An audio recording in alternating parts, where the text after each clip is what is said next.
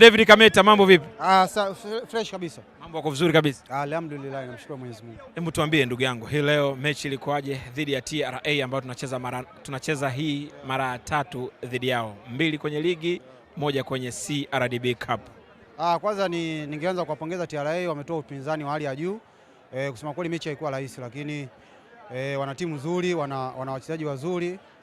Lakini sio kitu kidogo kucheza na TRA, inahitaji muwe wasikivu, kusikiza mbinu za mwalimu na kujua nini mnachokifanya. Kusema kweli mchezo haukuwa rahisi. Sawa, unadhani sisi key point yetu leo ilikuwa nini? Tumefunga mabao kipindi cha kwanza, tumefunga mabao kipindi cha pili. Nadhani key kubwa ya timu yetu ni kufuata maelekezo ya mwalimu. Kwa sababu kila anachokielekeza mwalimu ndio ambacho tunakifanyia kazi, na ndio maana mechi nyingi tunakuwa tunaziamua mapema.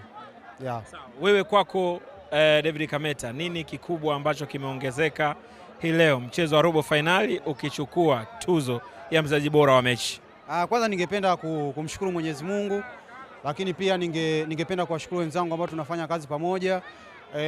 Tatu, ningependa kumshukuru mwalimu kwa kuweza kunipa nafasi. Sio kitu rahisi, lakini ameweza kuniamini na kunipa nafasi. Kwa hiyo hii tuzo ni wachezaji wenzangu pamoja na mwalimu, hii ni tuzo yao kwa pamoja ambao tumeweza kushirikiana nao kufanya kubwa. Kwa hiyo tuzo kama hii inanipa nguvu ya kupambana na kuendelea kuonesha nini ambacho niko nacho.